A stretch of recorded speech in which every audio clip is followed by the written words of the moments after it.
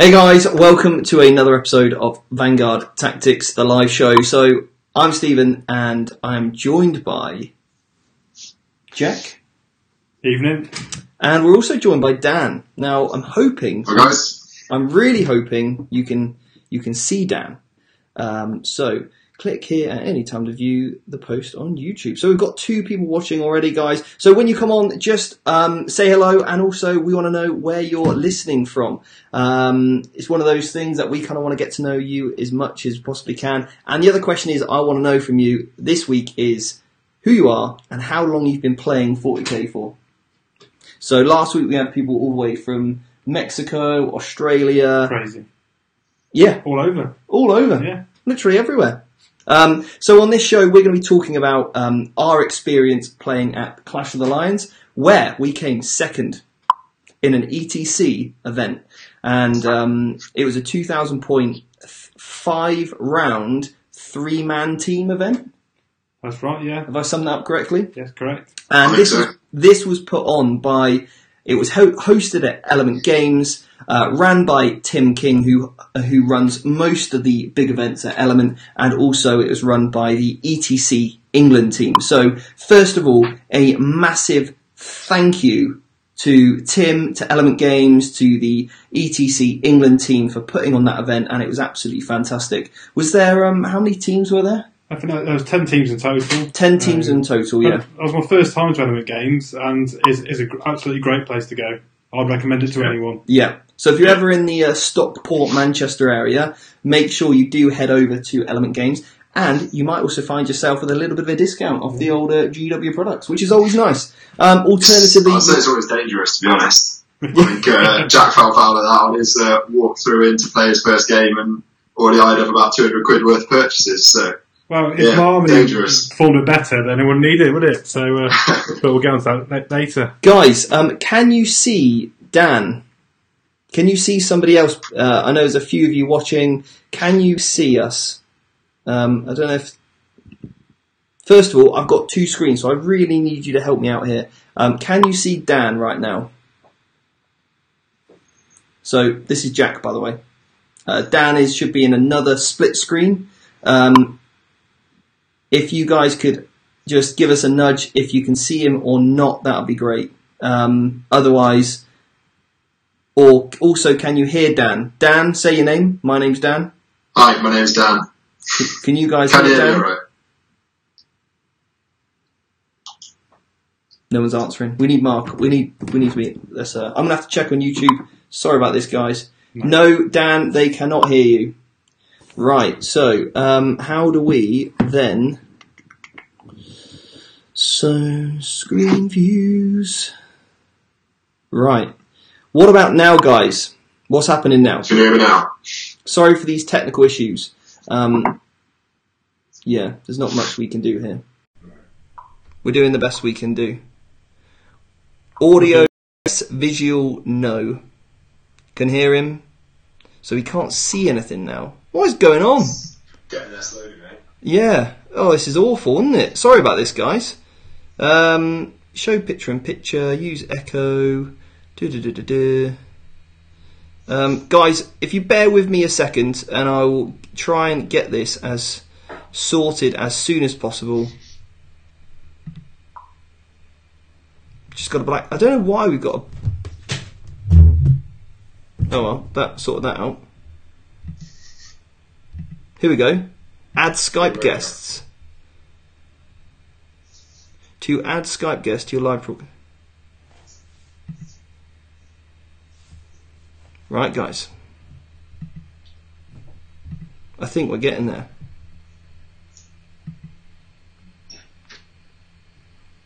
Okay, give us a second, guys, and I think we're going to be there. Sorry about this. We just had to install something. You know how this is.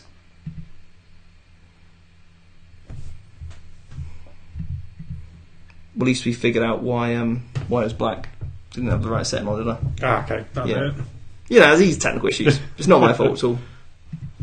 I am the technical expert of the group, as well as the admin.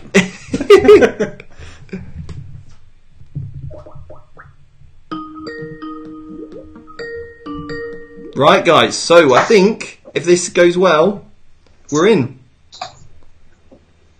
Here we go, look. Oh, there we go. Gorgeous. Magic, we got it. It's what we've been missing. Nice. So can you see us all now? How's that, guys? I think there's double of us, but I think that's fine. Yeah. Best part anyway, isn't it? All I can see is about 1 million versions of Dan, which is not what I'm enjoying at the moment. Anyway, so we've got some questions. We've got some questions that we're going to cover from the Patreon page. So, yeah, this is a nightmare. We're going to go with this view.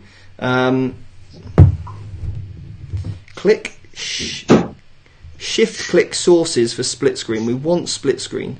Shift click. What's shift click? Hold shift. There we go, boys. Oh, look at that magic. Round of applause. Magic. There we go. Thanks, guys. Round of applause, everybody. Thanks, Vanguard Tactics. We're here and we're out. That's it. Yeah. We've nailed it. We've absolutely nailed it, guys. So sorry about this. We've probably lost millions of viewers, but we're there now. We are there.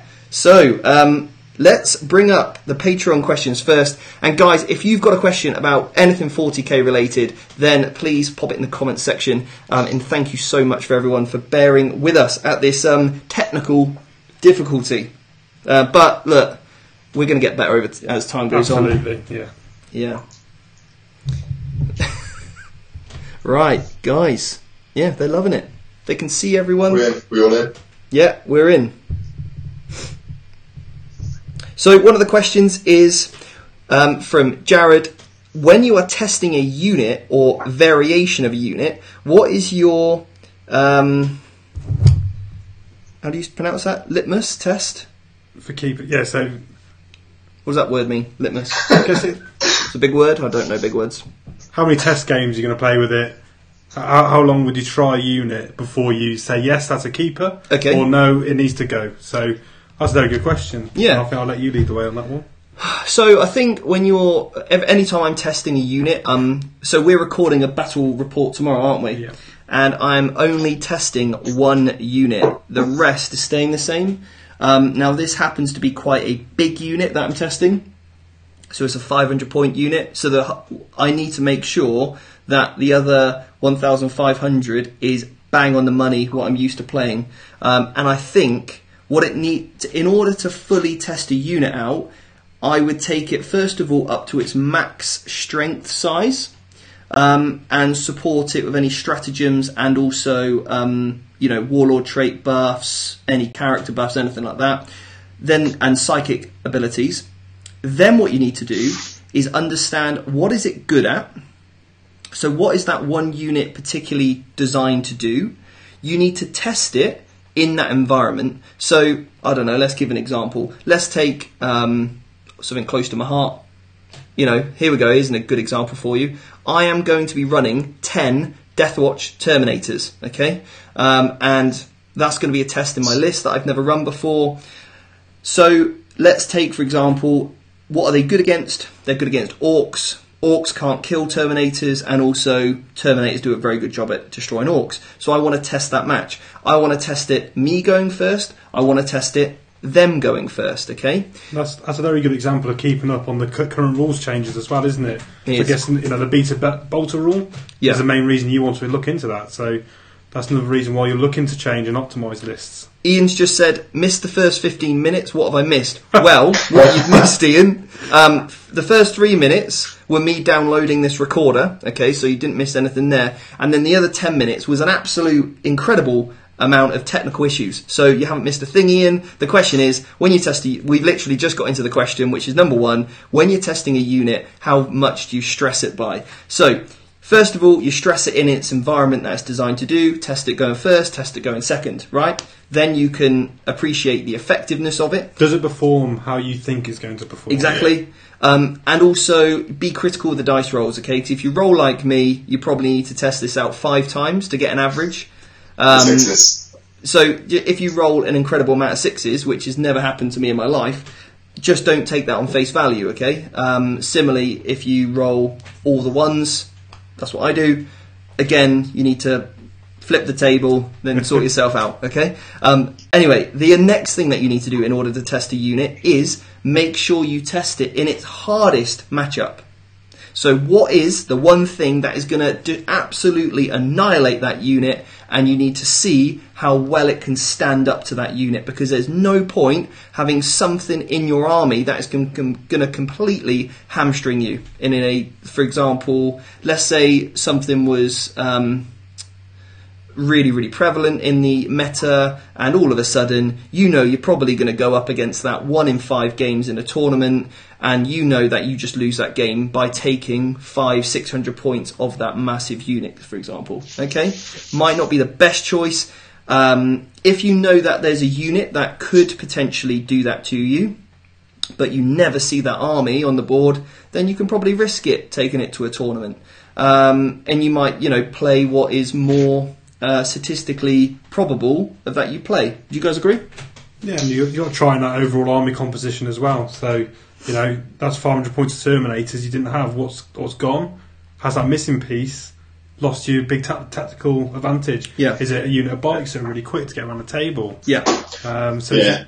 I was going to say, I kind of agree with Jack there. So you want to be thinking, when you kind of bring a unit in, if there's something you're effectively missing. So I know, like me, play Necrons, very slow army, generally speaking. So I'm kind of trialling around at the moment with, I've started with a kind of small unit of 2 blades, looking to kind of push that out up to a max size, try and figure out there whether that actually kind of effectively ticks that box for something that my army was missing.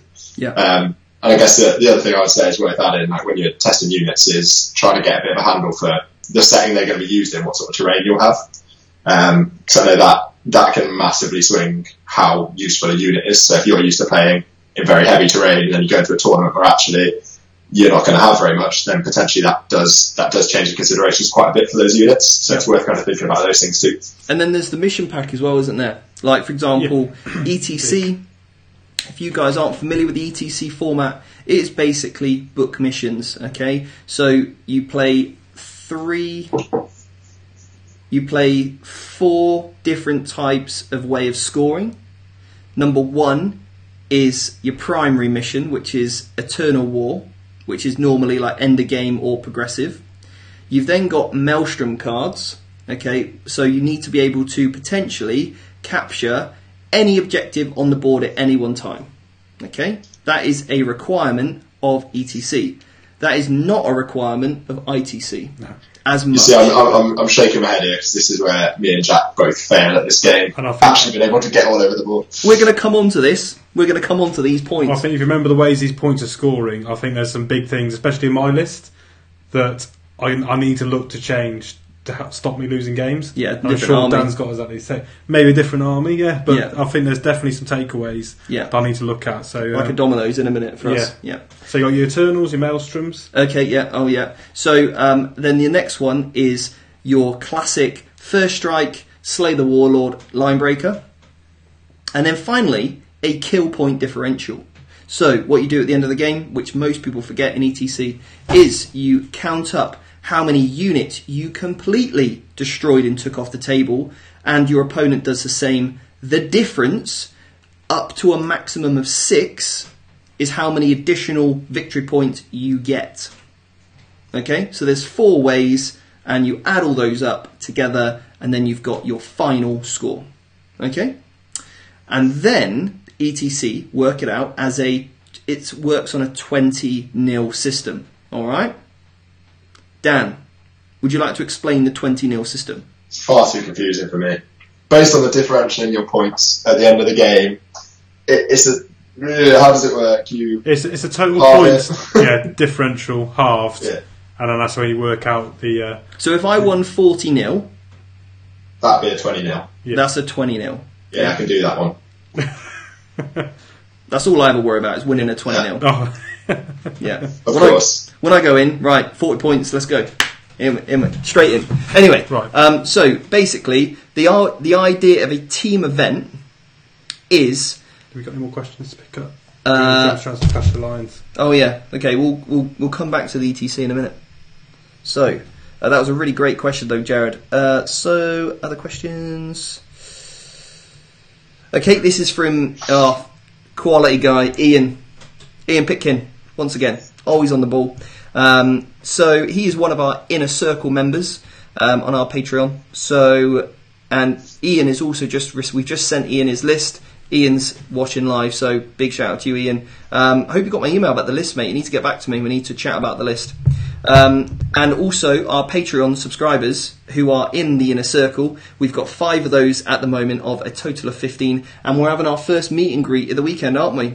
Yes, can't wait for that. So Sunday, we're all going to sit down, big round table on a online platform, obviously, because we've got people all over the world on this in our Inner Circle, and we're going to be going over just getting to know each other, what people play, what games people have played recently, anything they're struggling with, and then basically on a regular basis then we're going to meet up and discuss how people are playing, how they're getting on, what we can do to help, and really delve into the sort of minutiae of where people are going wrong, and then we're going to come up with some questions and things to really bring out the best of people. So it does require our Inner Circle guys to be playing on a semi-regular basis, but we're going to make sure that they can at least get a game in between each call, just to make sure we can review, things like their list, how they're deploying, and then every single month, what we've done on top of that is given a unlockable achievement in a way. So, for example, at month 2, you get a tailored list from us. I think like month 4 or 6, you get like a 1-to-1 Skype with us. If you're based in the UK, we're actually going to have a meetup day, and we're going to get an entire village hall, or like a facility basically, where we're going to get set loads of the most incredible terrain and scenery. We're going to set that up, we're going to get you guys playing against each other, and it's not going to be a tournament, it's going to be, look, let's try these missions out, let's see the worst list you can both bring, and we're going to come around and coach you as you play. So it's like, okay, maybe you made a game-changing error, let's take it back a couple of phases, re-rack it. So it's a real... It's going to be a good day, though. It's going to be a great day. If you're in the UK and you're an Inner Circle member, you can have access to that. We're also going to sell those tickets individually as well. So if you would like to get a ticket for that day, which will be later on in the year, just head on over to... the website www.vanguardtactics.com and subscribe to the mailing list, and I'll put out all the details when that comes. But Inner Circle members will get first priority and first refusal. People can always jump on a plane as well. Yep. Not just UK, so... Yep. Always. Yeah, we'll host you and all that stuff. And, if you are US based, I know there's a couple of people who said, look, I want to jump on it, but I'd miss out. What we're going to do is going to do more of the online stuff. You get more lists from us. Where we completely, absolutely tailor everything, and more one-to-one coaching via Skype. So we're going to tailor it slightly because we don't want anyone to miss out on that Inner Circle. Not. So Ian, you've got your list. It is a filthy list as well, and I think you're going to do some good work with that. So we need to have a catch-up and see how you're getting on that, and really looking forward to any questions you've got, obviously, on Sunday. So Ian's question is more of a list question for you, Stephen. Have you ever thought about adding a librarian or psyker into your list for more versatility, or is it not worth the point cost? I'm going to be honest. I'm surprised you didn't have one in there. Oh, yeah? Yeah, even for a cheeky deny or anything like that. Well, I'll tell you why. So in the current list that I've been running, obviously I've got a battalion of the Death Watch in there, and the Watchmaster... I don't know who I would drop, because the captain is an absolute must with the deep strike ability with the jump pack and the reroll ones. What about a Terminator Librarian with a relic? No, I could do that, but then he's not giving reroll ones to everyone. And when I've got 100 shots coming in hot with the Hellfire, I need to reroll ones. And I must admit, the Watchmaster is really difficult to take off the board. And when I put a unit at the back with beta... Watch your mouth, son. With the beta bolter rule, okay, him at the back re-rolling all misses is going to be fantastic. So, and the other thing with the Watchmaster allows me to do is take for 1 CP rather than 2 CPs. I can change my tactical mission, which is quite handy. So that's, is that your wound rolls? Yeah. So my wound rolls of 1, I can change from fast attack to. So. In my new list, so I have been picked for the Glasshammer team to go to Belgium in another much larger team event that's being held in Belgium. So I'm playing for Glasshammer, who are also my sponsor. I'm taking the Death Watch, but I'm not allowed to take the Knight and also the Guard because someone else is taking Knights and someone else is taking Guard. So I'm putting a Blood Angels detachment. So I've still got something to combat Knights, some Smash Captains, some Scouts, And I've got a Librarian Dreadnought. The Space Marine psychic powers aren't the greatest, are they? No. But Blood Angels are. They're great. So I think that's probably the difference there, isn't it? And not about taking Knight in your guard. Yeah. Guessing the... And who doesn't want a flying Librarian Dreadnought? Yeah, it's going to be cool. The only issue is that you can't walk through walls, so you might struggle there. I can jump over them, mate. Not when you're charging, you can't. You can tank the Overwatch. Yeah, I'll tank Dreadnought. it. Exactly, it's a Dreadnought. Mate, I'd have won by this point, alright?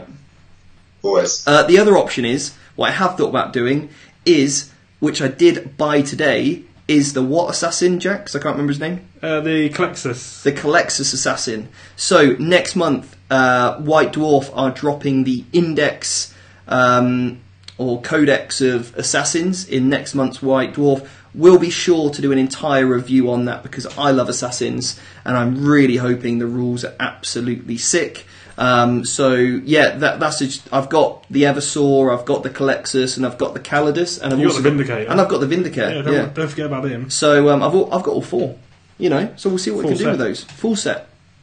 So yeah, I think getting some deny in that would really help my list for sure. So, but it's that cost reward of dropping something in. What would I drop? A unit of veterans? Is it worth that? No, it's not worth it. It's not. If the Space Marine psychic powers are better, then you might look at it. Yeah. But you got no vehicles. No. Unless you play multi-heroes on a knight, which you can't. No. That'd be great. I just don't think he's worth it, unfortunately, is he? No. There's other ways to get denies in. And I don't think that he's the best for his points. Anyway, good question. So that wraps up our Patreon questions.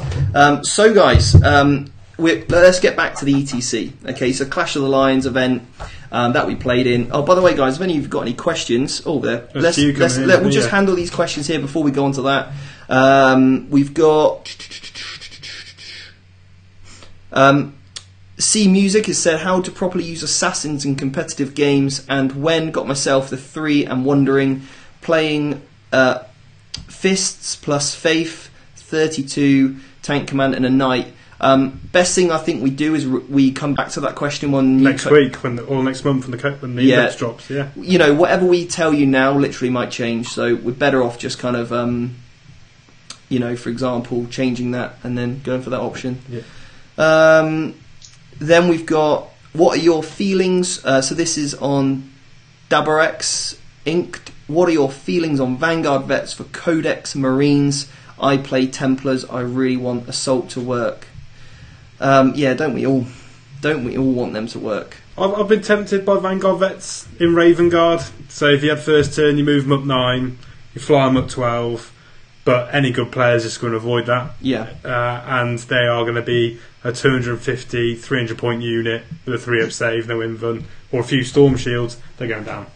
Yeah, exactly that.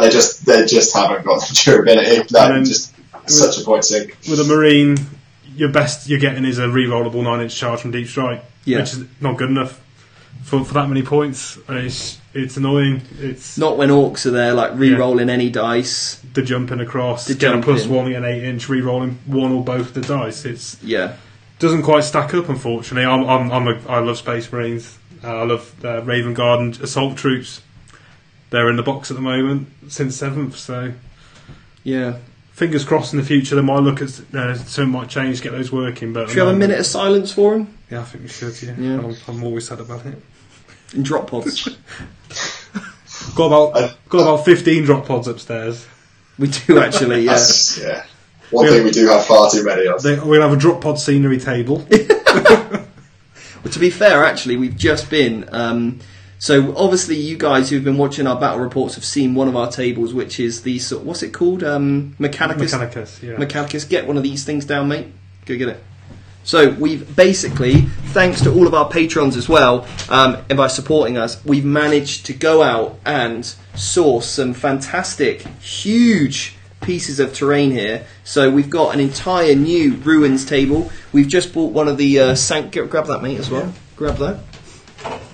So we've just bought one of these Sanctum. I'd love to be like, and get Games Workshop sent us one of these, but not quite. But thanks to our patrons, guys, because if it wasn't for you, we wouldn't be able to bring you better battle reports with better scenery. So myself and Jack tonight are literally got a busy night. We're going to spray everything.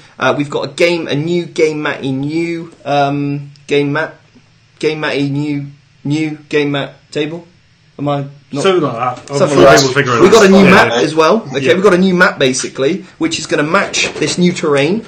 So yeah, that's going to be cool. So we've got a cool night planned ahead. Dominoes. Jack also I left in charge was to build some ruins. Let me show you what he started to build. I can't believe this was shut down. So I just can't believe it. I was like, Jack, build something. And he was like, yeah, I've built this. It's going to make the castle. Look at it. Double fronter. It's So I told him to break it in half. And you're breaking it. And I am breaking it now, yeah. Oh, literally. You've not done it. Unbelievable, but... So anyway, Patreons, thank you so much. We'll not bore you any longer with the details of that, but new battle report being filmed tomorrow, and also 3 tactical videos that are going to be going on Patreon. So one of the tactical videos will be free, and then the other 2 videos are going to be on the Patreon page, okay? And basically these videos are going to be like short snippets and lessons. We're going to be encouraging you to get certain models out. You can practice on your dining room table, because the only way to learn is to literally physically go through these things. So we're going to be teaching you stuff like threat ranges. We're going to be teaching you on how to wrap a unit. We're going to be teaching you on how to survive Overwatch. All these certain things or how to pile in and consolidate and wrap and tie up other units and stop them from shooting. These things that literally win games, we're going to be doing in these tactical videos. So, yeah. Someone said, doing a live show during the LVO, not cool. Well, if you don't like it, then... I think I'll pick up on Chris Wilson's question. Talking about the LVO. It's gone past it. I know you and Dan both have an opinion on this. Oh, so... Who do you think is going to win? Vanguard, Chris Wilson said, Vanguard Tacticians, multi-part... Oh, I like that, the Tacticians. We are... Yeah. Chris Wilson, good man. Multi-part question from Washington State, USA. Good lad. First, LVO predictions, winning list... pilots to look out for, dark horse armies. Go on, Dan, what do you think? I'm going to say Manny's going to win it, because got to back someone from the UK, and I'm going to guess this might have been Steve's guess. Me and Steve had this conversation in the car earlier, and that's exactly what he said. Yeah. Why are we let on the channel? He's got a list with some teeth, basically. I think it's pretty well set for LVO, for the train that's going to be there, for the armies that's going to be there, and Manny knows what he's doing, so yeah. I think he's one to watch out for. He's been getting Deathwatch tactics from the man. From Deathwatch. Some of your boys made the trip, haven't they? Yes, yeah. So Manny has actually took my army, yeah. So you'll see my boys on the LVO. He did call me and said he's painted up some of his own. Because I think he was a bit worried about putting paint on my guys and ruining them. So I think he just said he might use some of my bikes, but I said, look, go for it. So anyway, yeah. I got one more. The other guy I reckon keep a watch for is a guy called John Lennon, who's been playing a nice mix of GSC and Guard with the triple vultures, and yeah, I think he might surprise a few people. Yeah. Well, let's take out that looter bomb. Absolutely. Do you know what I am rooting for? So I would really like Sean Naden to do well. So I met Sean at the ETC in Croatia last year, and I put him on the stream when I was commentating, and really quality guy, and just the way he plays is absolutely fantastic. I love his list. I do love it. There's a few things I would potentially do differently, but again, I haven't used all those little bits, so I'm sure Sean knows exactly what he's doing with it. So his list is the Incarn. He has also got Eldrad and also Magman Ra, who I love. I just wish he was better. Then he's got a big unit of Guardians, 2 units of Rangers, and then a unit of Shining Spears. The only thing that I think is missing from that detachment is a Quicken Warlock, because Quicken and Shining Spears just go so well together, because otherwise you can just stay outside of range of those. But the LVO terrain is a little bit different to what we play here in the UK, so he might be okay. It's more predictable. If you can hide them, behind a building and then do another jump, he might be okay with that. He's then also got some big old blobs of witches, a couple of succubuses, and then he's also got some harlequins, and he's got the main man, the solitaire. And I remember, because I had it in Croatia, I took quite a similar list. I had the Incarn, solitaire, and also death jesters, and we were chatting about how great the Incarn is, and also the solitaire, because those two are literally double trouble. And so I really hope he does well. I think on that a dark horse could be the broadside list. Oh yeah, you got all these enclosed buildings and stuff like that. You pull up those 9 broadsides in range. No one's hiding from those. No. And I think Dan, what is 13% of the top players taking Ynnari? Yeah. So I think Deathwatch have got a good shout. I think they have got a good shout out there. Yeah. Yeah. So just on that, I think those stats. It was on Chapter Tactics. I think that Peter Falcon was going through them, and it's of the top 150 players. Yes, 13% Ynnari, and I think about 12% Drakari primary. Yeah. So yeah, your Deathwatch are looking pretty tasty, to be honest. Yeah, I listened to their most recent podcast, and I shot Val a message being like, "Where's my shout out for the resurgence of Deathwatch?" So he was like, "Yeah, next time." Let you down. And he has really, yeah. Anyway, we should get Val on this show at some point in the future. And then obviously the other shout out is Alex Harrison. I wish him the best of luck. Good friend of ours. And also, who else is going over from the UK that we know? Mark Crumbleholm. Yeah, so good luck to him. Obviously, Lawrence from Tabletop Tactics. I'm not sure what list he's running actually. And also I've got to say, there's a guy, Chris Tootill, who I actually met at Warhammer World. We had a game when he was playing Tyranids. Yeah. And I stupidly managed to convince him that Necrons are actually alright, and now he's taking Necrons to LVO, so I apologise. I know. I'm sorry, mate, if you're watching. No, he's not watching. He's currently getting pounded to dust. That's what's happening there. So let's have a little look what old Mr. Baker is taking. He's got Drakari, he's got some Black Art in there, he's got some Mandrakes, some Venoms, Farseer and Crimson Hunters. Nice little list.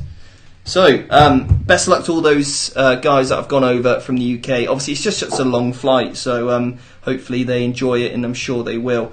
Right, so we've got loads more questions here coming in. We better plug in my laptop, mate. Quick, we need battery. Quickly, get on it, son. So, where's my bag? Tactical man's on it. So we've got, next question is, how to kill Knights and Baneblades with Deathwatch without using Knights? Oh, yeah. My meta are IG Baneblades, Imperial Knights and Tau. To be honest, we really struggle. Really, really struggle. The only option I probably would take is, I looked it up, to go 3 Chaplain Dreadnoughts with twin-linked las cannon. I'm just going to quickly find this charger. Jack, you jump down. We've just done that question there. We're on to Colin's question now. So we're looking at to Colin Harrison's question. Yeah. So you got 9 vets, Storm Shield, Storm Bolter plus Vanguard times 8. Watchmaster, Jump Captain, Bold Discipline, Ammunition Tactics. Yeah, that's my thought about the beta bolter rule, because the initial thought is that this is going to be amazing for Deathwatch, but they've got to be on the move. They're in deep strike, so I'm not sure how much of a benefit it is to Deathwatch unless you're looking at the Terminators or the bikes, where they can move and they constantly get the benefit. I think the one thing where that might get some play, if you're dropping Deathwatch down relatively central on the board. I know when me and Steve had a game, part of the thing that actually made the Deathwatch not strong was the fact that they couldn't get into rapid fire easily, just a combination of screen and the move blocking. Yeah. And that kind of nullifies that. So it's not going to help you necessarily the turn you drop down. So, but it means if you're holding midfield, you're actually going to be able to absolutely spank people from a pretty long range. It certainly adds a big depth to your game and options. Yeah, so how I play it is I put 2 to 3 units in the sky, and I put the other 1 to 2 units on the board. So it's very matchup dependent whether I need the guys out or in, or on the table, should I say. And basically what I'll do is I'll sit a Watchmaster next to 2 units, and basically those guys are literally pummeling from 30 inches away, going for the -1 AP round, and then as they come forward I can just shoot that up to the Hellfire rounds if needed. So that's absolutely fantastic. Then obviously I drop in with the other boys, and then I just redeploy a unit, so it's quite handy. But bikes are going to be the way forward, and also why I've got 10 Terminators coming in tomorrow, because no one sees Terminators. I'm bringing Terminators back with Deathwatch, so yeah. Warp Spider, I'll just build in 20 Intercessors as we speak. So, good man. They're on the way. Good man. But in terms of killing knights with Deathwatch, yeah, try the Chaplain Dreadnoughts, because you can't target the Chaplain Dreadnoughts. Twin Link, Las Cannon, they hit on 2s. That's probably your best bet. So just take 3 Venerable Dreadnoughts and say they're that. Happy days. The other option really is bringing in some Smash Captains. So you could do it with that. Yeah. So a couple of Captains maybe, or if you want to just ally in some Blood Angels, that's a good way to go. You know, I would love it if Corvuses had Power the Machine Spirit, but they don't. But that would be another good option, I think. It's bonkers, hasn't it? I can't believe it. It's nuts. So, you know, the best army in the Imperium, the Deathwatch, the most elite army that there is, which is true, isn't it? They're the best of the best. No. Well, they are. You can't deny that they are the best of the best. They get selected from you're the best Blood Angel. Come with us. They got thrown there. It's like going to the wall of Game of Thrones. Take the black. They've done something naughty. There you go. Yeah, can't have sex for the rest of their life. That's it. Sorry, lad. Yeah, you're off limits. What was I saying? Yeah, try that, or just 3 cheap Venerable Dreads. Or if you can use Forge World, you can go the ones with dual las cannons on either side. The mortars. Yeah. 3 of those that'd put out some punch. They're quite cheap compared to Mortis Dreadnoughts. Yeah. Or the other option is a Leviathan Dreadnought with the Storm Cannon array. It's only strength 7. However, what you can do is basically put the stratagem on +1 to wound. Ooh. And that's tasty. Yeah, that's very good. And the other problem with the Leviathan, the Leviathan Dreadnought? That's the one. That Dreadnought is that he normally gets shot off the board because he's only got 24-inch range. Yeah. Whereas if you can put 1 CP, put him in the sky, drop down next to your Watchmaster, re-rolling, stuff like that. The other great thing about a Dreadnought as well, 1 CP and he gives everyone a re-roll 1 buff. So if you don't have that captain and you've got him instead, because you've got your Librarian in, then you can play 1 CP, everyone's re-rolling 1s and himself. Happy days. Good Librarian, Mighty Heroes make him toughness 9. Boom! There you go. That's the combo. We're off to Nottingham tomorrow to Forge Worlds. Yep. You've got a Leviathan, mate. Plug in. But with ETC, we're not allowed to use Forge World, so that's out of the equation. But I've given you some ideas there, Colin. So, we've done Colin. Carl said I was rocking Sisters of Silence in the War of the Warp and they were a boss. Yeah, I need to see those. That would be cool, actually, how they work. So I've got some at home. Gerard said, as a Necron player, do you guys have an opinion on quickly rising popularity of 3 Doom Scythes with their... We can't shut Dan up about it. Go on then, Dan. Tell us about the stratagem. I'm completely sold on them, basically. I sadly haven't actually played with them yet because I don't own any. Well, I own 1, which is not much use. I think they're great. I think if you get to go first, they are a huge threat. And I think just the fact that you've essentially got that stratagem, so if you don't know, it's essentially when you've got 3 of them, moving them together, similar to Vindicator stratagem. So you kind of pick a point, draw effectively a 6-inch bubble. On a 4-up, any unit takes 3d3 mortal wounds, which is pretty brutal. And that, I think, first turn gives you such a massive threat that it's going to force your opponent to change the way they deploy, if they know about it. If they don't know about it, great. You'll just drop an absolute shed ton of more wounds on them. So I think it does bring a lot to that list. I think the issue with it still is if you go second, one of those will die very quickly, and then you've just got a couple of Doom Scythes, which, to be honest, are terrible. I think they've definitely got a lot of play, and they just give us a threat that we really need, to be honest. But I still think it's certainly not going to propel us to the top tier. put it that way. But yeah, I'm definitely want to give them a try. I think they've got some players. You get that first turn and you might be in with a chance, you know what I mean? So it's a bit more situational, which a lot of these things are. Next question is David, who said, I can actually add this to the broadcast, which is really cool. Look at that. Oh. I was looking at my Deathwatch Codex for some Stormbolters. It says you can only pick one from the list. Okay, so what this means is, it basically says... any veteran or watch sergeant or black shield may replace their bolt gun with 2 items from the Deathwatch equipment list. That says it on their data sheet. Not that you can see this. Probably shouldn't show it anyway. But anyway, so then their data sheet says that. Then on the war gear sheet, basically you've got all the equipment, and then it says 1 weapon can be chosen from the following, which basically means you can't take dual Stormbolters. Can you imagine? That'd be ridiculous. Can you imagine dual Stormbolters? Double up. But the LVO would just be Deathwatch v Deathwatch, if that was the case, I think. 8 shots each. So you can take one of the single arm options, and you can take one of the following. So it basically means you can't take 2 plasma guns, you can't take 2 combi flamers, because that would be OP. That'd be good, that. I'll be happy. I'm a flamer. 2d6 shots plus flat 4 shots. That's nice. Yeah, I'll take that. Anyway, so that's how that's done. Gun knife. What do you think is the best way to deal with gunline opponents whilst playing as Deathwatch? First of all, I think you need something in your backfield to do, obviously, like for example, one of my games I'm going to go on to, my game 5 at the Clash of the Lions, which we really need to get onto in a minute, was Tau Gunline, and I'm going to tell you about how I dealt with that list. Yeah, because that is literally the prime example. Press F to pay respects. Not really sure what that means. The drop pod, I think. Oh. Don't get me started on drop pods. We are really behind. The LVO is Imperium versus Imperium, which is a total yawn. Oh, that's good. That we're more interesting. Take that. What's more?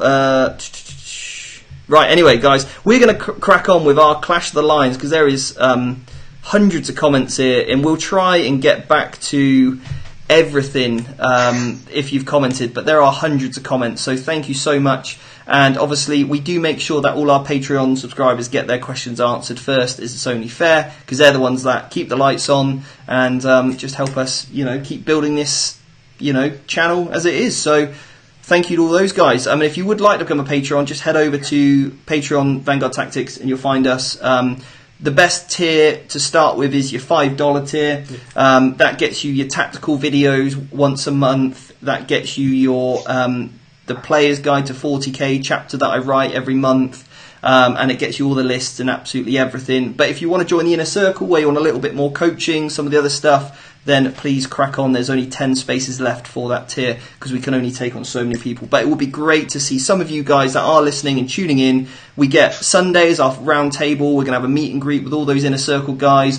Once we reach a certain amount, we're going to create a Facebook group privately for everyone so we can chat every single week how people are playing, deploying. You can take pictures, show us. We want to really get hands-on with your games. So, there's 10 of those spaces left. They only went on sale 2 weeks ago, or sale, but on offer, whatever I should say. But yeah, so they are going quickly. Anyway, so guys, Clash of the Lions ETC tournament. It was a 3-man event, so us 3 were in a team, and basically the team event is really cool because it's not just me versus somebody else. All of us combine our scores in a 20-0 system, and it is whoever scores, 31 points and you win? Yeah. So if you score 31 points, then you've won that round, basically. And then what you want to try and do is score as many points as you can, up to a maximum of 60. Because obviously if all 3 of you win, and then you all win 20-0, obviously the end result will be 60-0, okay? Typically that doesn't happen, and we're going to go into what our games were, what we faced. And the other thing with ETC is you see in a team event some really, really crazy extreme lists, because how it works, there's actually a game before the actual games, and it's all about mind games, which we were terrible at. We were absolutely dreadful at this. It's our first team event. I'm not sure how we came second, if I'm honest, but because it wasn't on dice rolls, because we all know how I roll. But anyway, so Dan, you took the Necrons. Always Necrons. Briefly tell us what was in your list. You've got 20 seconds. Similar to the battle report that we had on the channel recently, except I dropped a Lightbringer and Baltimore Tomb Blades. So essentially 30 Tesla Immortals, 6 Tesla Tomb Blades, 3 Doomsday Arcs, 6 Destroyers, 3 units, 3 Scarabs, and a couple of characters, and a Triarch Stalker. So, nice. Yeah, that's me. What did you take? So I was Tau Brigade and an Outrider, so double Riptide, 3 rail-side broadsides. Took a Ghost Kill or Fusion, a little stealth team, a couple of Cold Star Commanders with burst cannons, lots of Fire Warriors to fill out the troops, a unit of Kroot, don't forget those, some Pathfinders for some Marker Lights. That's about my list. And interesting fact about Jack's list, when Mark Crumbleholm was looking over Jack's list, he described it as... The Trixie Tau. Trixie Tau, I think was the polite word for your list, wasn't it? Trixie Tau. It is Trixie. Yeah, Trixie. Mark found it Trixie. Yeah, he did. I think at the time, to be honest, that was his nice way of saying that looks pretty terrible. Yeah. Come on in, mate. You're only half in the vid, mate. There we go. Look, I'll give you some room. Closer. Right. It's because I'm so hench, too big. Anyway, Dan's head takes up most of it. Anyway, your list. My list. Deathwatch, Knight, and I also, the thing I added in for 2,000 points than what you've probably normally seen me play, was 2 Helverins.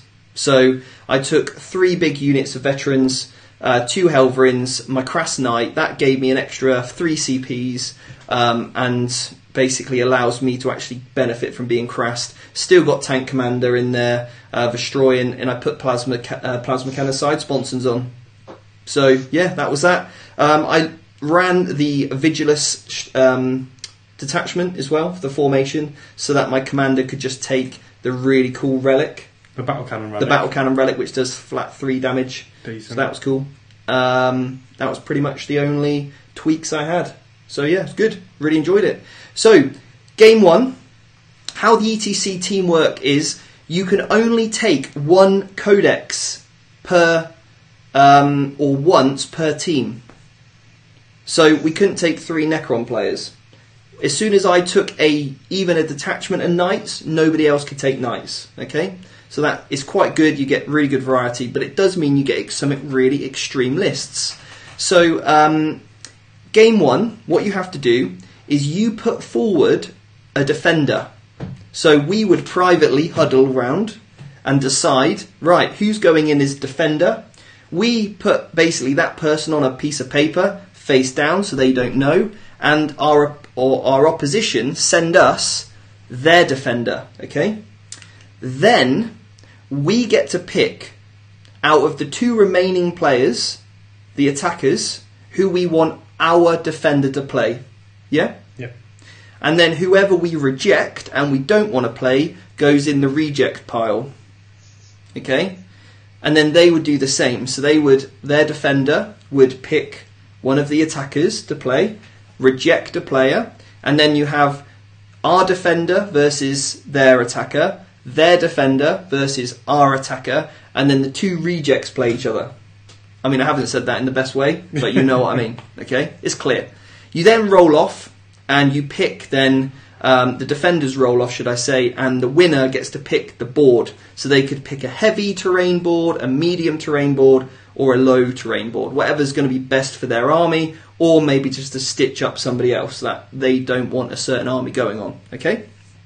So, game 1, Dan, who did you... And by the way, it's just so that we don't say this over and over again, we played some wicked guys, didn't we? Oh yeah, everyone we played. A great weekend. Yeah. It was an absolutely smashing weekend, and again, thanks to all the guys at Element Games that ran it, Tim King, and then also the entire England team for putting on that. So, massive thank you to everyone that ran that event. So, especially Chu as well. So, massive thanks to him for also running this event. Then, right. So, Dan, who did you have game 1? First game was against a guy called Jason with Tau, and to be honest, his list was very similar to Jack's. And I won't say too much about this game. It was fine. I think I basically deployed majority of my army in a nice piece of terrain, sat at the back of the board, and he deployed the majority of his army back in his corner. So we only actually ended up playing 4 turns in that game, so it was generally quite a slow game, and to be honest, not a lot happened. I think I killed about 500 points of his army, and he killed about 500 points of mine, and I won it on points, basically, so it was just very cagey. He didn't really want to come at me. Yeah. I didn't really need to go at him because I got some decent draws on the maelstroms and stuff, so I already had a lead. Yeah. So yeah, not much else to say on that one. Did you 20-0 that one? No, I think I want to say it was a 14-6 or something like that. Yeah. Okay. But cool. you can come on to what your game was anyway. Who did we put forward as our defender? That was me. Yeah. So that was it. We put forward Jack as a defender. You picked... Who did you pick? I picked the Orc vehicle, the new vehicle spam. Yeah. Which, I don't know why I picked it. You did. I just don't know why. But, well, it would have been otherwise a mirror match. Yes. Yeah. Because Dan was the reject, the Tau were the reject, because they, with their knight army, they had a full knight army and picked Deathwatch, okay. Because they didn't want me playing against orcs or Tau. Xenos, okay, that makes sense. Yeah, and obviously they thought that knights kill Deathwatch. Yeah. Yeah. They don't. Nah. I'm good at killing knights, we found out. Anyway, so, but it was a really cool game, and we had such a good laugh, so it was really cool. So there was only a bit of banter there. But, so Jack, you played against the Orc vehicle spam, which was loads of buggies, wasn't it? Yeah, it was all the new buggies and stuff, so I knew what some of them did. I wasn't quite sure what some of the others did. The mission was Chapter 3 2018. The primary was 4 pillars, and the secondary was disruptive signals. So if I read the rule pack properly, I would realise that 4 pillars means troops only secure the objectives. Which put me on the back foot from the beginning. So, lesson there, guys. Read the rule pack. Read the missions. It's generally a Tau's issue anyway. Is not reading the rule book, yeah. Not reading the rule book. Making up their own rules, yeah. But the 4 corner objectives were the eternal missions, which are progressive each turn. And you got a point for having controlled more of them. So he had a unit of boys on his home objective, and he had boys and trucks, which flew onto the other 2 objectives. And I had to I put some ghost key and stealth suit trying to block him off, but eventually got round, obsec them, and he just pinned me in the corner with all these vehicles. My broadsides were doing work. I was sniping them out, but so I was winning the war. I was winning the battle, but I lost the war, I think, unfortunately, which is typically how wrong. What's the score in that game? Well, I think the tournament score was about 16-4, 15-5 to the Orc player. And I played knights, and there was a big old line of sight blocking piece of terrain in the middle. I went first, and basically every single turn I got my Crass Knight within range of just one of his, so that therefore meant all of his others were out. Turn 1, I get rid of his Warlord, which is the combat boy. I'm like, right, need to take him down quick. I put my Helverins in, I put my Tank Commander in, I put him in, and yeah, take him off the table basically. So that was turn 1, get Warlord, and also I get First Strike, and also I take down 1 Knight of 6. So that was pretty good. Then, someone just said, Bone from Tabletop Tactics just lost to Deathwatch with his Tau. Yeah, Deathwatch OP, clearly. Everyone on the Deathwatch hype now. Anyway, so then basically that I literally rinse repeat that every single turn. Brought down units of Deathwatch to focus on the Helverins because they're actually quite good at that with the -1, and I was just camping on all the objectives. I had board controls using move to get on all the objectives. I had the 4 pillars pretty much every turn. I had his whole army surrounded, and my knight at the back with his +2 damage against Titanic vehicles was just chipping away knights with the Helverins, and I was actually being really good with my movement. So I think even in that game I used the Tank Commander ability to basically not shoot but move, so I could always make sure that I was thinking that turn ahead, get in line of sight on something, because I know I need to draw his firepower. He's going to chase my knight to try and get rid of it. So I just made sure tank commander was there ready, all guns blazing, in range, dropped the strat on, +1 to hit, boom, taking knights off the board. So that was a wicked game though, really good fun. And so that was a 20-0 victory to me. So at the end of that, I think we ended up with 40-something odd points. Yep. Victory, Vanguard Tactics, boom. So, and basically what the guys did was they put us into two groups. So we're playing in our group on game 1, or day 1, and then basically then the first place and second place then play first place and second place from the other group. So you have to win your group or do well in your group to then make it through to the final for the next day. So that was it, which was really cool. Nice team, different format. Then game 2. Who do we put in as a defender? One of you two, wasn't it? I feel like this was Jack again because you wanted to avoid the admech, didn't you? Yeah. Yes. Yeah. Yes, so correct. We put Jack in as a defender. You then get rid of. You reject admech, don't you? Oh yeah. Yeah, you reject that. And then they put in Harlequins as their defender, which I never imagined they would have done. And they picked me. They picked Deathwatch, which was. Can I just go for the reason why I rejected the admech? Go on then. They were all Stygies, so -1 to hit, and then in a gunfight with admech, he had 4 robots, some neutron laser dune crawlers.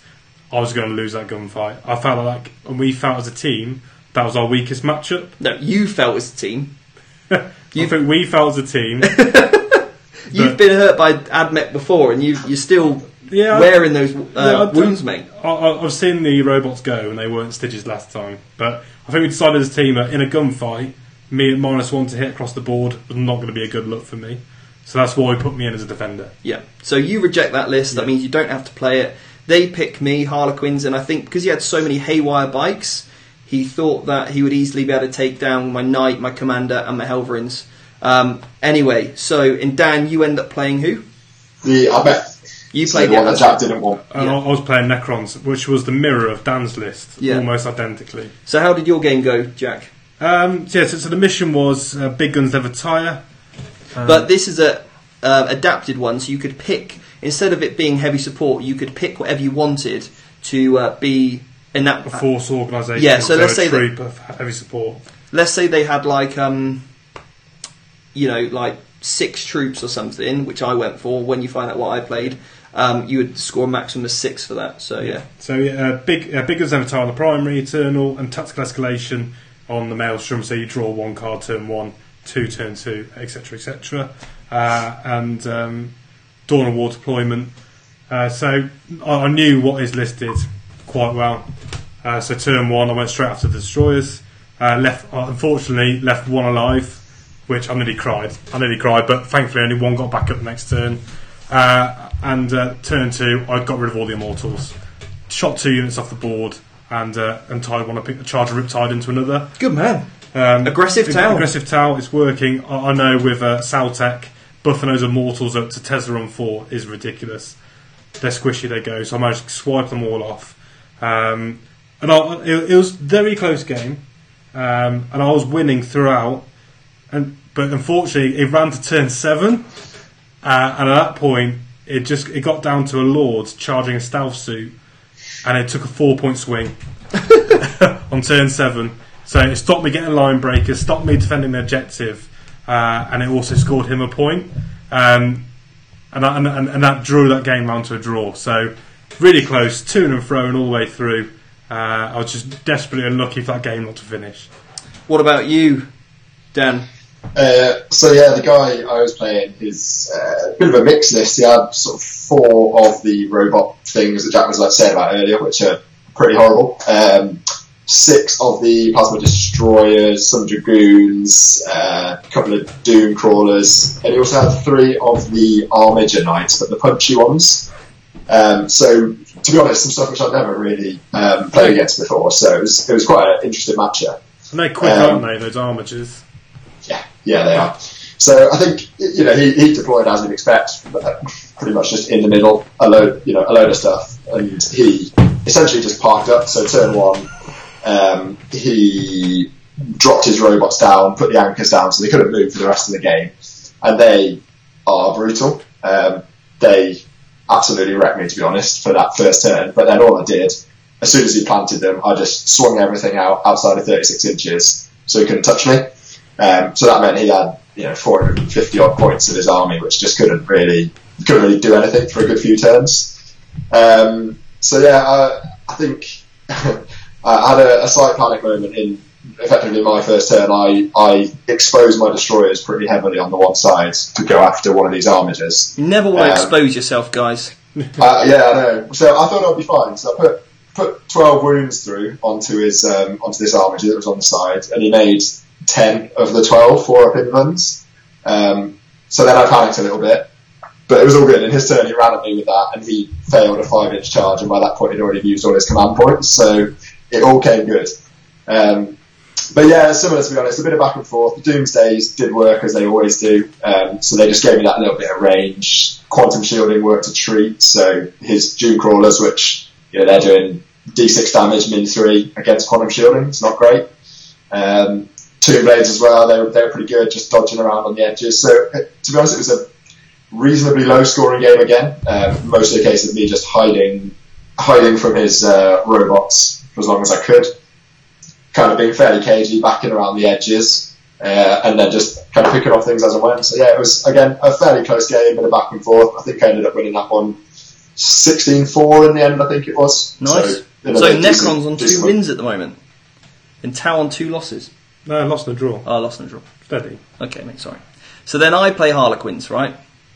And did this. So who went first? I think he goes first. And what I did was I was like, right, he's going to get his boys real close, his Harlequin bikes, he's going to put them real close to my... he had like 3 units of Harlequin bikes with Haywire. He then had 5 units of troops with fusion guns in. That's it, he had all the fusion. And then also, that's what you failed to tell us in the car when we're talking about the list. So he had like 4 fusion guns per boat, and he had small oversight. 5 boats. He also had a solitaire. Anyway, I did this amazing manoeuvre where I was like, right, I deployed all my boys out, all my vets, and I was like, as soon as he comes in within 12, bam, stratagem, I'm going to kill him in his own turn. Well, he didn't do that, did he? So that was annoying. Anyway, then he didn't do too much, to be fair. Chipped off a few wounds off my knight, but anyway, that's fine, because I deployed really, really well. So I deployed 1 unit, so he was never going to get in range, and then the other ones he had to advance.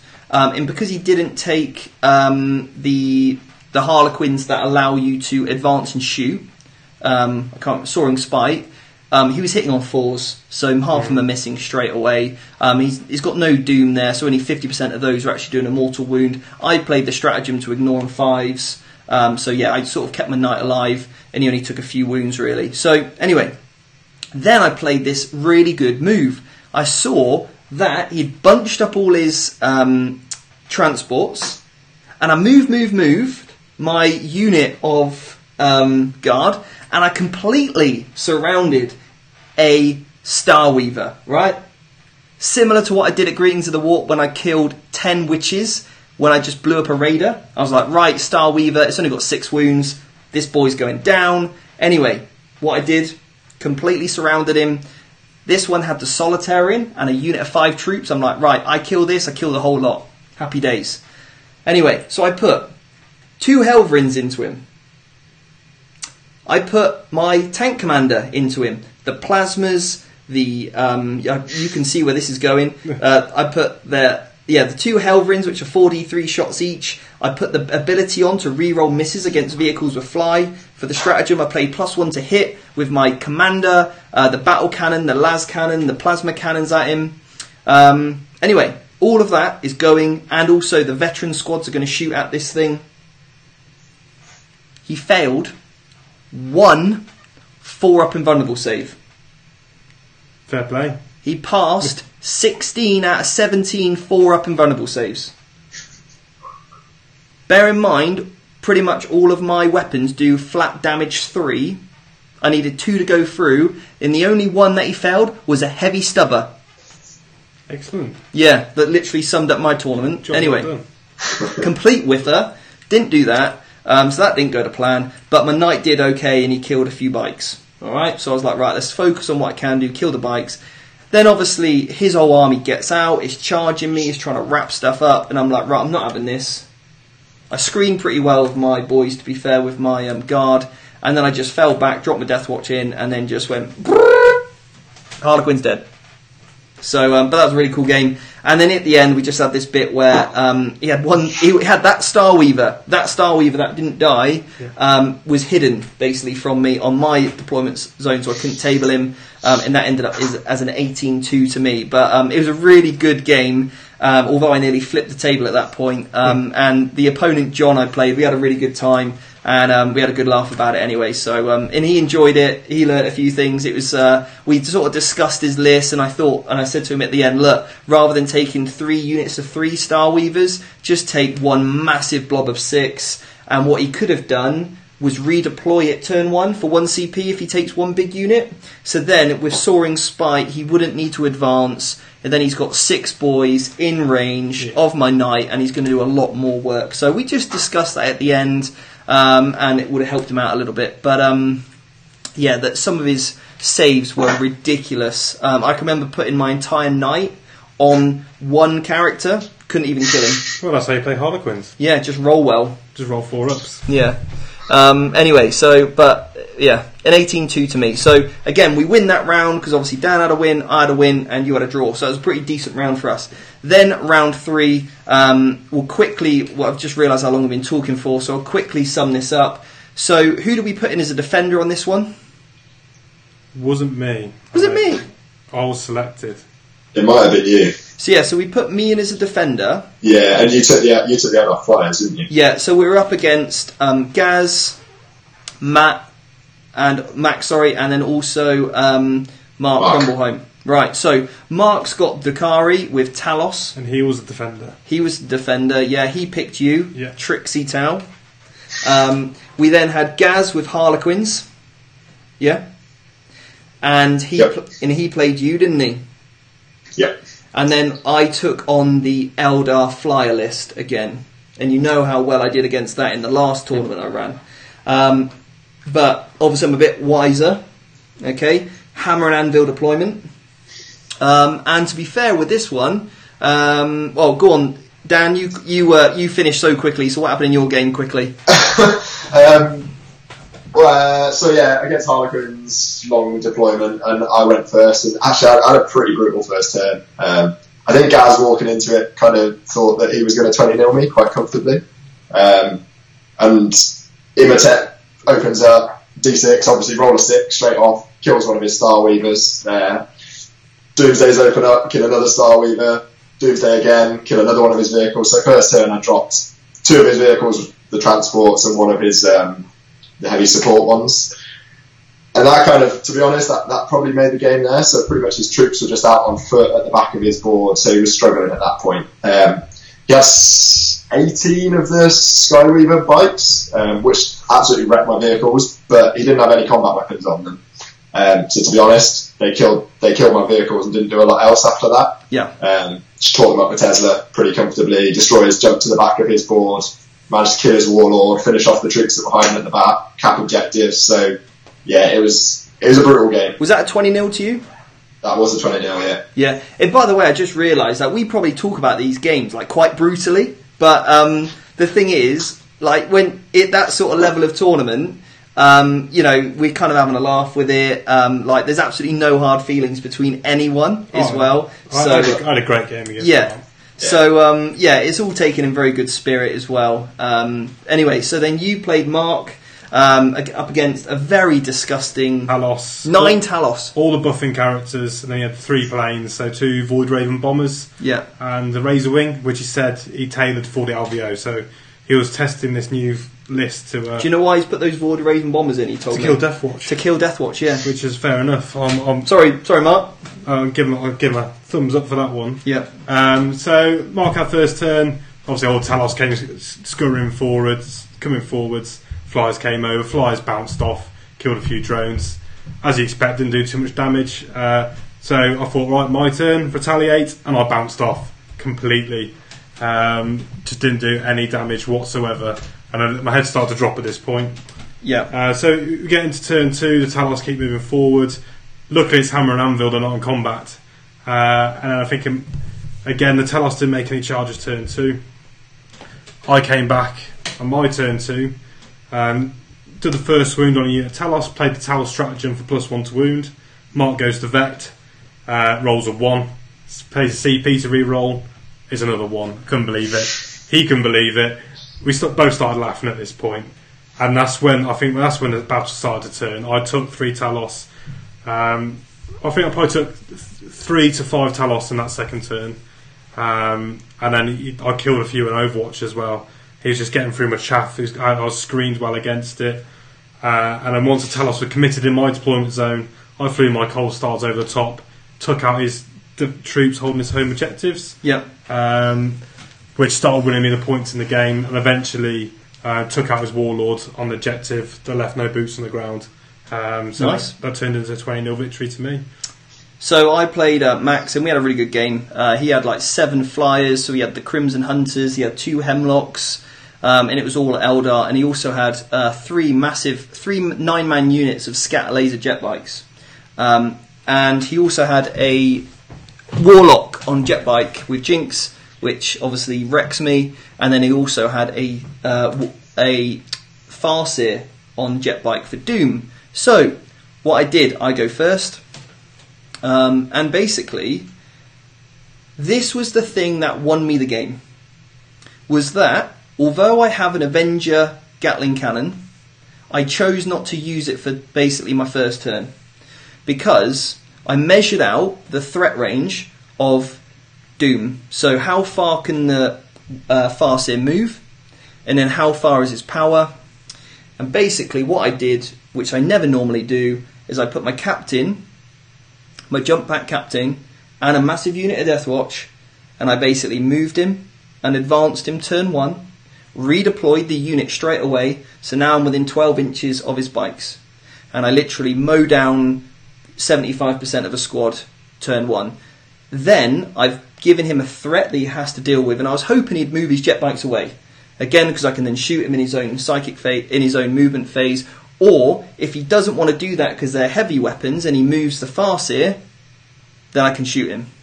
Alright, so that was my tactic there. But anyway, regardless, I pinned the Farseer and I pinned the Warlock down so they didn't move at all. So my unit of Deathwatch, although I lost them, meant that my Knight could stay out of range and just use his battle cannon. My Helverins could fire. But again, knowing me, I completely whiffed and didn't kill anything turn 1. So yeah, great. And it was ridiculous. Like I was trying to kill some Hemlocks, right? And every damage I did, Max would roll a 5 or a 6. So I think every time I put 6 damage on, he rolled 3 6s. So he just ignored half the damage every single time. So I didn't end up killing anything turn 1. But then later on in the game, I just started to get rid of the flyers, stay out of range. So he never basically was able to put Jinx and Doom on my Knight. And my Knight was just able to stay alive. He was taking hits, but I had my 3-up invulnerable save on, and putting him on his full bracket so he could fight. And basically, the whole idea was to keep him in the game and then drop down units of Deathwatch to just see if they could do something against planes. And yeah, ended up winning that game, and it was I think a 20-0. I think it was a 20-0. I think we ended up overall it was like 56-4 or something across the 3 games. I can't remember exactly how that split down, but yeah, pretty solid. Max said to me at the end, he goes, "Steve, can you give me some feedback? Where did I go wrong?" I don't really think he did go wrong at any point. There's nothing in particular where I thought he played wrong. So yeah, it was just a very sort of close game as well, and very intense. At the end, we were both exhausted because it was like probably the hardest game we've both played over the course of that tournament. Anyway, because it is such a hard matchup for me, and I had to play like with the most intense I've play in. Yeah. Anyway, we had a good game by the end of it. So game 4 then, we drew. So we won our bracket. So we're in the lead at this point in our bracket. We then play against second place of the next bracket. So game 4. Who did I play? I can't remember now. Dan, who did you play? I had a guy called Matt, I said everyone was nice, but this was a particularly nice guy, Matt was, playing Custodes. And this was actually, we were chatting about this the night before, and this was the list that I wanted to play. And I was doing maths on it, and I was like, I can't actually really kill this, but it'll be fun. So he was running 3 of the Forge-World Telemann Dreadnoughts, with a -1 hit banner. So those guys are T8, 14 wounds, I think, 4 up invuln, -1 to hit, 6 up feel no pain, so they're pretty tough. So he had 3 of those parked with a shield captain on foot, and said -1 banner, and then 3 of the shield captains on jet bikes, loyal 32 essentially, and then he had 1 unit of custodian guard as well. Mm-hmm. I think the Forge-World ones with some strange named spears that I can't quite remember. But yeah, they had big blood with those as well. It's probably my favourite game of the weekend, I think, actually. So it was the mission where the eternal objective, so the one in each corner, you roll off with your opponent each turn, and the winner effectively gets to move that objective 3 inches. Yeah. Which I think in my game that actually worked quite well for me, because I had quite big units around those, and I made sure that every turn I effectively wrapped the objective, so no matter where it went, I was still scoring it. Whereas where his replaced and the things he was holding it with, he could only effectively be on one side of it. So there was a good few turns actually where I won that roll off, managed to deny him the score with that, which made quite a big difference. I think as well, just for me, a bit of an honourable mention for the Tomb Blades in my list in that game. So the kind of reason I brought them in was essentially to get a bit of speed in, try and give me a way to actually cap objectives, just aside from usually my Immortals and stuff, they're just too slow. And he pulled early on, one of his maelstroms was defend on one of his home objectives, which I managed to effectively just turbo boost with 2 blades across 20 inches. In that mission as well, anything with fly is effectively obsec. So blasted the 2 blades across, held that off him just to deny the defend. Unit of 6, I trailed them all the way back, so I was effectively denying his score on that objective, and I was also screening out the custodian guard that he wanted to drop in, which worked out really quite well. In his turn, he effectively tried to shoot those off, so I was from the front, so the last guy ended up out of line of sight. Bought a couple back of Rian, next turn did exactly the same, and basically I managed to go through that process 3 turns in a row to deny him the defend that he needed. Nice. So I felt quite bad for him, because, you know, it's good play, those 2 blades should have died. But I think it was a pretty good play. So yeah, there's a good bit of to and fro. And yeah, I think the Telemans are tough. I managed to kill 2 by the end of the game, and that took some doing. The Custodian Guard in the end, because of the way I'd kind of screened out pretty heavily essentially, so they ended up having to deep strike almost in his deployment zone. And they helped finish off the 2 blades when they did drop down in turn 3, but then these guys got 12 inch range and they were way off on his side of the table, so they were pretty much out of the game at that point. So it was a good game. He was a great guy. It was good to see the Telemans. I think they're pretty tasty. What was the score in that one? Oh, sorry? What was the score? Ended up winning that one, 20-0. Good man. So yeah, it's good. Necron's on 4-0 at this point. Necrons are OP, guys, if you're listening. It's looking good. So then who did you play? So I was playing Orcs. So double Gorkanaut, 50 boys, unit 20, unit 30. Loads of Gretchen to make up a triple battalion, a couple of Weird boys, a couple of big mechs, the big mech shock attack gun with a relic. What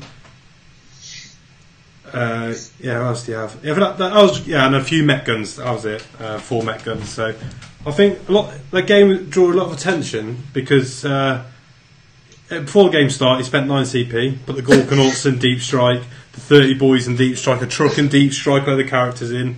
And then he hid in the building that Dan hid in his game 1 or 2. Whole army was hidden.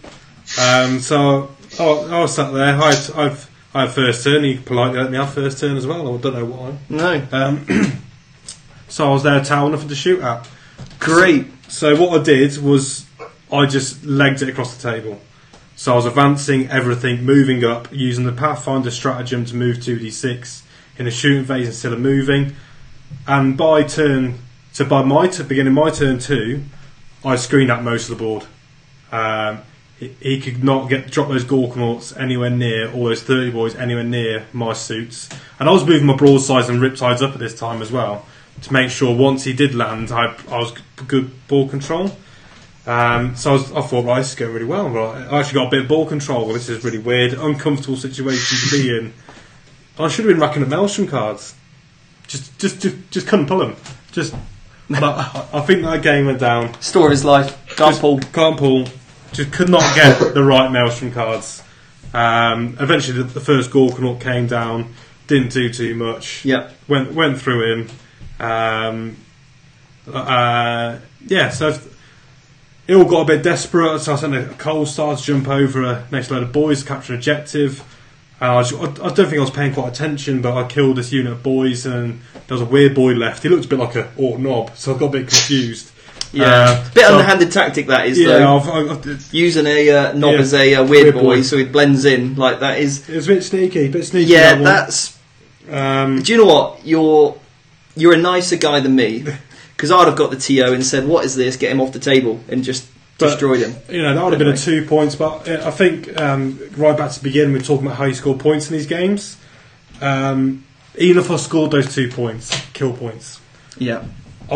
Every single game I was losing the kill point differential by 6, and when you're Tau and you're not scoring any points, it's just too much to catch up on. So I think that's a big takeaway, is looking at that. You need to condense that down. I really do. So unfortunately, I was a loss. Yep. It was a close game, 16-4, 15-5 again, but another loss, unfortunately. So I play Necrons, similar list to you actually, Dan, and good game. But I tell you what, he went first. And I actually wrote an email about this one. So I write little stories in my emails. So if you want to get my stories, then you can go over to Vanguard Tactics and subscribe to the old email system. But basically, this game, we sort of spoke about this at the end, and he said to me, didn't really do much first turn. And I said, well, you did, but you didn't do anything effective. So I completely hid my tank commander. He brings over the Doom Scythe so he can see it, and he shoots the tank commander. And actually, always, when people do this, what's the D6 damage roll against me? It's always a 6. That's what it is. It's always flat 6, I've realised. So anyway, he does a flat 6 damage to my tank commander. And then he puts everything else on a Helverin. He doesn't touch my knight. He brings his destroyers forward. And anyway, then first time ever, I actually rotated Iron Shield onto my Helverin. Right? Why not? Well, if he's committed those destroyers, exactly. So I kept him alive. So he'd done 6 wounds to the Helverin and 6 wounds to the tank commander. Take that. But what he should have done was just put everything on one thing and took something off the board. Alright? And the other thing as well, I think there was a few times where I think he forgot that we were playing a mission which was Eternal War, and I had I was spending 2 CPs a time to auto pass morale, just so I could keep a guardsman alive on the objective, because I would always swap 2 CPs for 2 victory points, because I also denied him getting first strike as well. So and also I denied him getting one of his cards, which was kill something. So I spent 2 CPs to prevent 3 victory points. So remember, guys, your CPs aren't just there to obliterate your opponent; they're there to score your victory points. So if you guys agree, by the way, give us a thumbs up if you'd have done that. Would you guys swap 2 CPs for 3 victory points? I don't know. I would. Absolutely. I was like, yeah. Do you know? I don't really at the time. Like, does it really seem worth spending 2 CPs? I also made them go to ground as well, so I could get +1 save. Not that it made any difference by the way I roll, but anyway. So I then retaliate a bit, kill some things, kill some destroyers. I also then basically used because he brought his destroyers so far forward. What I then did was move my knight forward, charged the destroyers, so I didn't even have to shoot them, and left one alive. Unfortunately, I couldn't quite kill him. And then my turn 2, I dropped down, and I put an entire unit with rerolls onto another unit of destroyers. Yeah. Yeah. He makes 20 out of 21 saves. And I was just like, you're killing me here. What's this about? So Warhammer is so stressful for me. I can't believe it. We worked out I should have killed at least 2 destroyers, but anyway, I didn't kill any. And anyway, I ended up ultimately tabling him because I managed to get the knight up, consolidating in, and just basically wrapping everything really, really well. So, but yeah, it was a really good game, and I just think if you'd have played a little bit differently and focused on removing me off my objectives, I wouldn't have scored so highly, and just played a little bit more about the mission rather than worrying about me killing him. Yeah. I'm just going to pick up a question that came in about that weird boy. I think at the beginning of the game, obviously explained his list and stuff and showed me the model. I think that's just my concentration. But throughout the game, so I think that's where that came in. So there was nothing sneaky about it in the pre-game. I think that's just my lack of concentration when you're going through that game. Yeah, you do kind of like. There is a point where proxies are a little bit, I don't know, because you can't remember absolutely everything, and it's one of my pet peeves when someone use an army and they're like, oh, this is from this. It's like, let's say all their Marines are like green, and they're like, oh, this is salamanders, these are blood angels, these are this, these are that, and you're like, just because they can all go together, it's like another mental challenge. It makes it difficult. Yeah. Like, and I think the issue in that situation as well, Jack, is to say, like, he was using a model that you'd expect to be in that unit as that model. Yeah. So then when you just pop it out, then actually that's something else. You're not going to remember that when you're 5 turns deep in a game. It was definitely 6 and 2 3s on that. I think that was an intention. I made a move, which when I made the move, I was never going to be able to achieve because I was never going to be able to kill the boys, then kill the weird boy. Because he could have just said to you, by the way, mate, remember, that's not a knob, that's a weird boy. Yeah. And it was previous to he did the jump him over. Would I have done the same in his situation? Yeah. Maybe not, So I want to win that game as well. Yeah. So it's a tricky one. Tricky one. It's not. There's no. I don't think there's a right or wrong on that. Like I use a proxy in my army. Yeah. Like I use a black painted Cotiers as my Watchmaster, right? And someone go, oh, using Cotiers. I'm like, no, it's a Watchmaster. But obviously, he's on a big old base. It's pretty obvious. Like, no one's ever been to me like, oh my god, Cotiers, like, I thought it was Cotiers. And, it's clear that he's just a really cool model. Yeah. And he's very different to all the other veterans. So even if he's sat in a veteran squad, he's very different. Yeah. So I think in that game, I made a few mistakes, he made a few mistakes, and we let him roll, this kind of thing. So I think generally it was a very amicable game. It's just and for me throughout this tournament, a few times I lost concentration. I think that's one of the biggest things, isn't it, in tournament play? Brain fatigue, and if you start to forget things and stuff like that, when you're in a proper tournament setting, people won't let you off. Yeah. This was a very friendly tournament, I found. So, Adam Trotter is here. Adam, how you doing, mate? Adam actually is coming away with me to Belgium, and he's also in the Glasshammer team. And it was actually Adam that put me onto the Crass Knight. So, Adam Trotter, thank you so much for he's to blame. He's to blame for the devastation that I caused. Against Knights. Anyway, so then we're up in the final, and we're up against a really good bunch of guys. We're up against Tom, we're up against Ash, and we're also up against Marcus. Now, Tom and Ash are also in the Glasshammer team with Adam and me that going to Belgium. So these are going to be my teammates next week, ditching you two. Yeah, I'm not going to lie, mate. You're probably better off with us. Made a little bit of an upgrade there. Anyway, we worked out Ash rolls equally as bad as me. But anyway, we'll get on to this. So, we're going to whiz through this, guys. Now, these games are absolutely brilliant. Did we put you in as a defender, Dan? We put Dan as a defender, and you chose to play against the Castellan Knight list, didn't you? Right. Yes, I did. Yeah, and that was because you didn't want to play Tau. You said that was the worst matchup. Let's go for the matchup. Yeah, all right. And then we'll say, because I think we've all had this conversation separately. I think we all reckon we picked the wrong one. Yeah. So Dan was playing the Knights. Yeah, and then they put the grotesques out. Tom put himself in as a defender because he had 27 grotesques and 3 ravagers, and he obviously didn't want to play me. So he picked me because I ruin him, and he knows it. He was scared. So he picked me, and then you played the Tau. Then I played Tau. Yeah. So I think the conclusion we kind of came to on that was Steve's actually good at the game and has a good list, so he was probably going to win any of those matchups, or at least have a good crack at it. I didn't want to play Tau because I thought I'd just get railed, and for some reason, Rail rifle, some would say. Thought that I had a good matchup against Knights, even though every time I've ever played 3 Knights, it's not gone well. So you lose that game, didn't you? So yeah, to keep it brief, I got absolutely granny. Basically, it was pretty terrible. He went first, just did a whole load of damage. I mean, I managed to fight back a little bit. I killed his warden, I killed his crusader, but at that point I just lost so much, and he'd had board control from turn 1. So yeah, it didn't go great. Nice.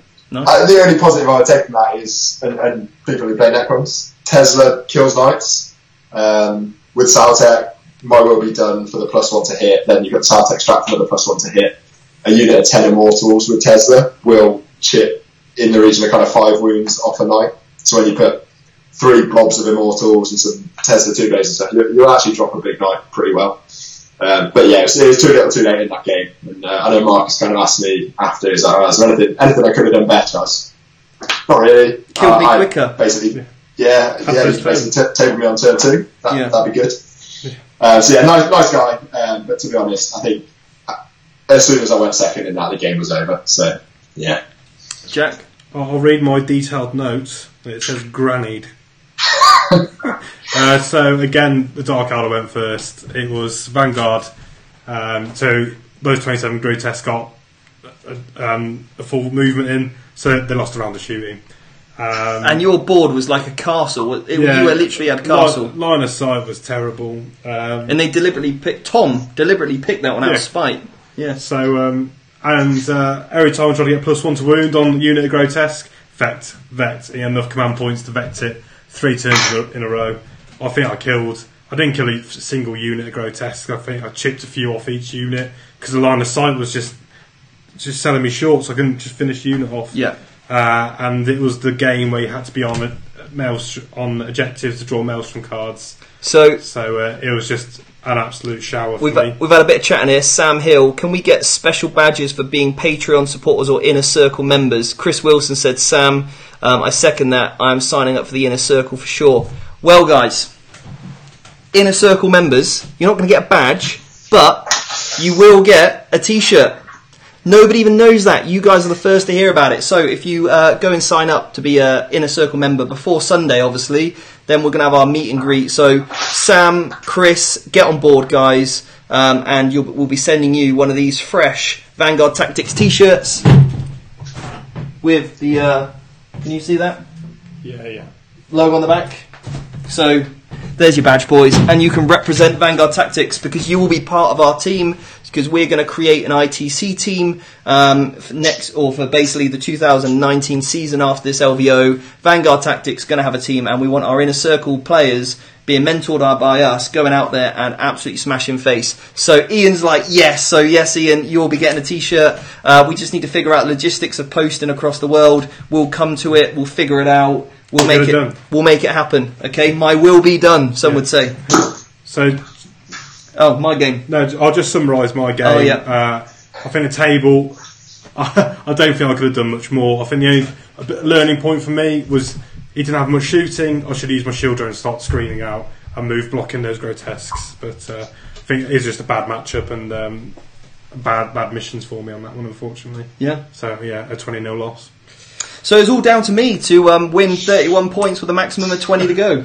Yeah. I don't know where you went wrong. So, anyway, basically, I've got another story about rolling dice.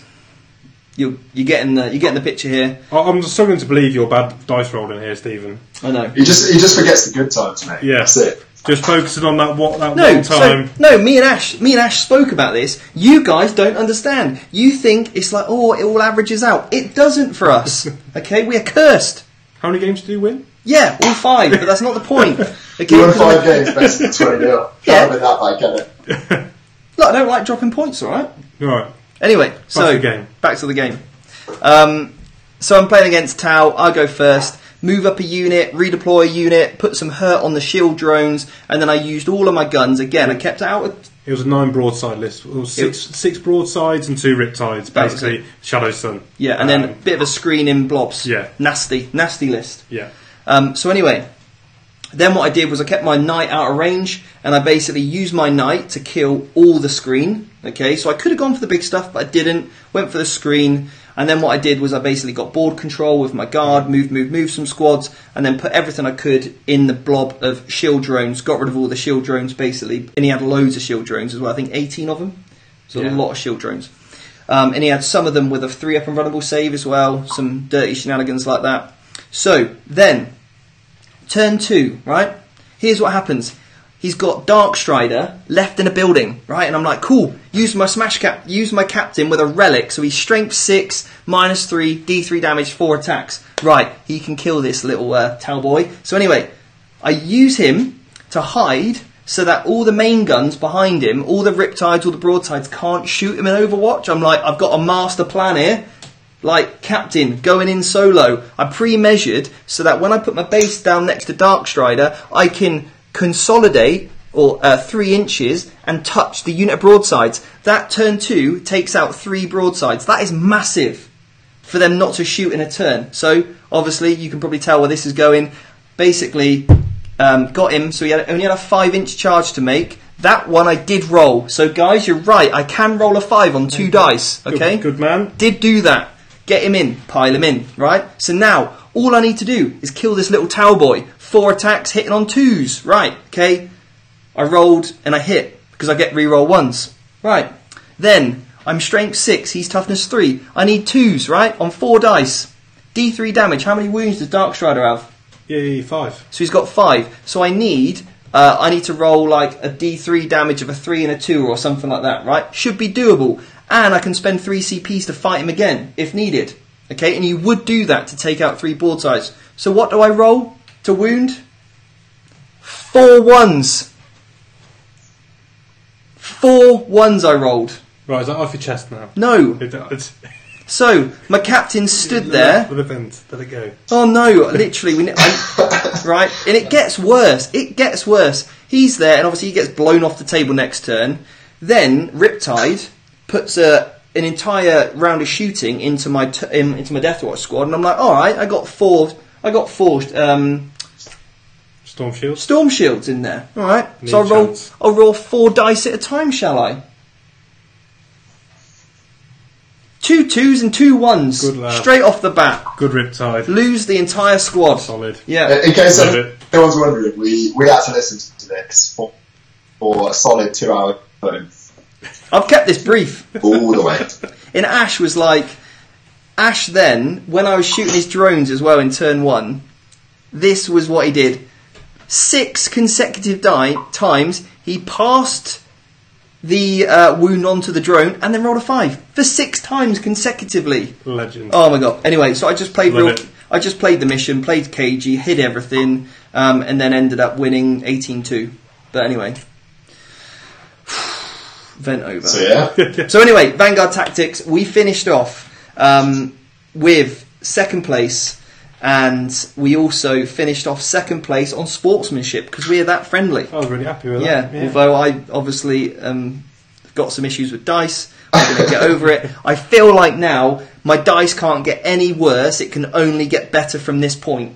I think we're going to go on a pilgrimage to get you some blessed dice. We're getting some Glasshammer dice through the post tomorrow. Good point. They better roll hot because I need it for Belgium. Anyway, guys, look, if you want to become an Inner Circle member on the old Patreon, then do that before Sunday. You know, get in, become an Inner Circle member. We're doing our meet and greet, which will be absolutely fantastic.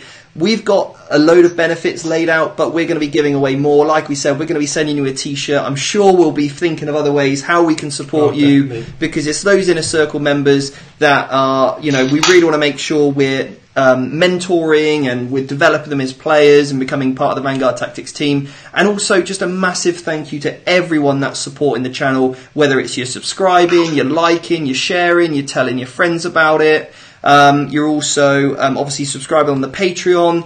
We've got the tactical videos being filmed tomorrow. We've got a battle report. We got I'm running Eldar tomorrow versus Tau. I'm using Craft World, not Yanari. I'm also bringing tomorrow one of 2 things: either 9 Warlock Sky running Conclave that you never see before, or I'm going to bring an Eldar Knight. And to touch on the first question from the show, I'll make some subtle tweaks to the list that I ran last weekend, just to see how that's going to work. Nice. So guys, if you want to become a Patreon, go head over to Patreon Vanguard Tactics and please become a patron and help us. And subscribe if you haven't already. Tell your friends, share it, give this a like, thumbs up, all that good stuff. We love you, and that is tonight, and we'll be back next week with another Q&A. Thank you. Cheers, guys. See you later, guys. Good night.